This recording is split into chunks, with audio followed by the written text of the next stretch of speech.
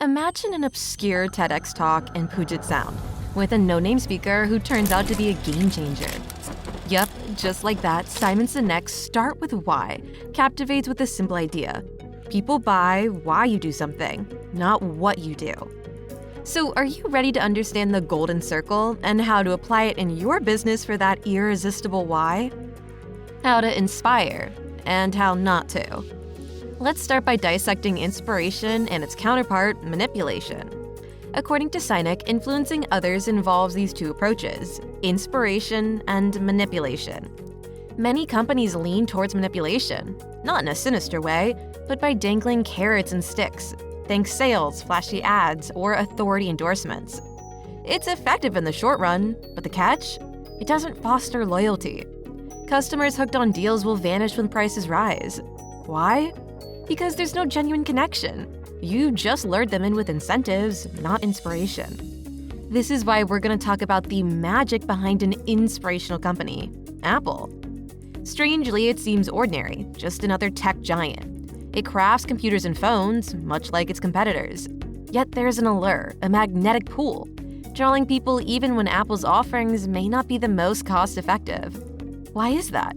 Are they doing something that others aren't? Well, technically, yes.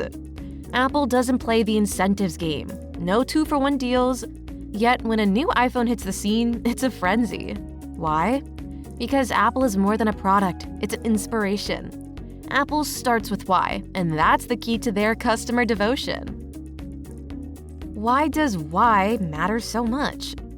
Picture Northern California in the late 60s, a hotbed of protest and rebellion. The air is charged with the spirit of revolution sweeping, not just the state, but the entire nation. Amidst the flower-adorned youth challenging authority, two seemingly geeky figures emerge, Steve Wozniak and Steve Jobs. Their anti-establishment fervor absorbs the energy and values of the time, laying the spiritual foundation of Apple. While hippies roam San Francisco, a quieter revolution unfolds, the computer revolution. Technology races ahead, leaving behind room-filling punch card machines.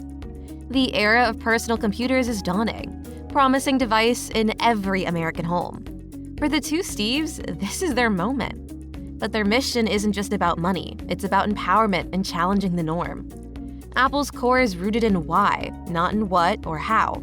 It taps into our emotions, fulfilling a fundamental human need for belonging. People are drawn to those who share their core beliefs. iPods weren't just bought for a good deal. They were bought because Apple challenged the status quo creatively, a purpose customers connected with on a deeper level. This is why Dell's MP3 player, lacking a genuine mission, couldn't compete. Defining your company's higher cause is crucial for market entry. Innovators and early adopters, the trendsetters, are pivotal. They're attracted to visionary leaders and companies that understand their why. Once you have these early advocates, they become ambassadors, spreading the word about your innovative product. Knowing your purpose is also vital for hiring. It helps attract individuals who genuinely share your mission, filtering out those motivated solely by money or prestige. Building a team passionate about your why ensures the longevity of your mission. The hows to your whys. Defining your company's whys might seem straightforward, but it's often more challenging than expected. Many founders and leaders struggle to articulate their company's purpose, focusing more on what and how. Without a clear why, it's challenging to attract customers or inspire employees. Here are 3 practical tips from Sinek's book to help you discover and communicate your company's purpose. Discovering your purpose, whether in life or for your company, is a challenging process. Investigate your past to identify patterns. What were you known for? And how were you perceived by others? Your purpose might be rooted in these observations. For instance, Simon Sinek, in a time of reflection, realized he was perceived as an internal optimist who inspired others. This discovery led him to dedicate his life to inspiring others. Once you've found your why, the next step is clear communication. Many leaders struggle because they know what they want but fail to convey it effectively. Clear communication is non-negotiable for inspiring leadership.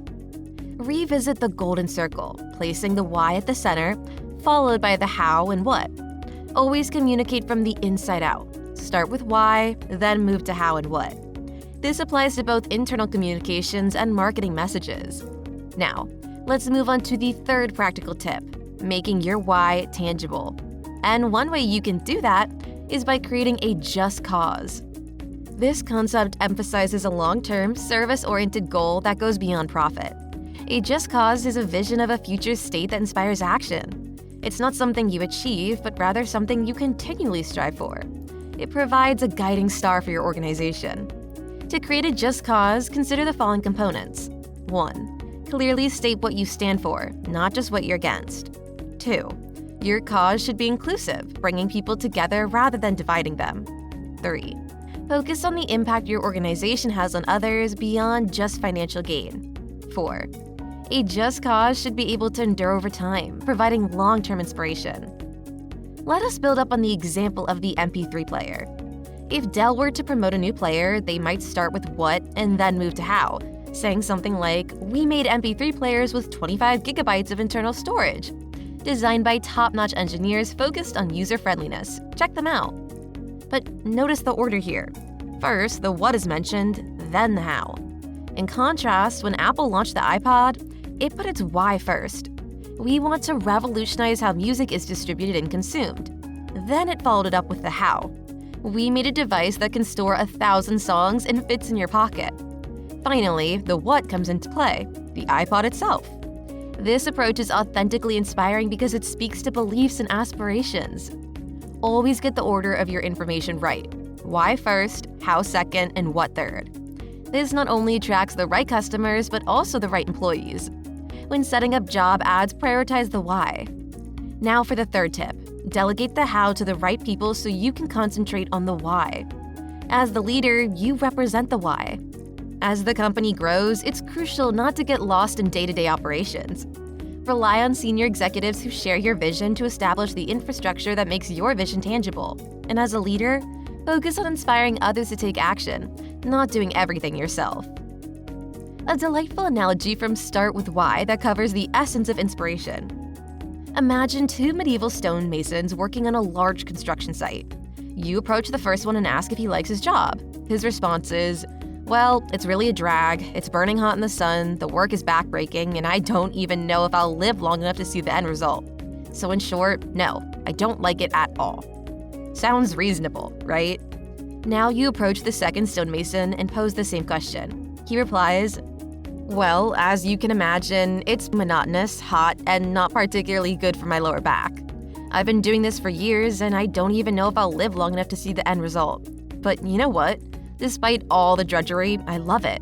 It's worthwhile because I'm building a cathedral." Both stonemasons are engaged in the same work, but the second one does it with a sense of purpose. He knows what he's doing it for. He's building a cathedral. He's inspired. And this is precisely your role as a leader.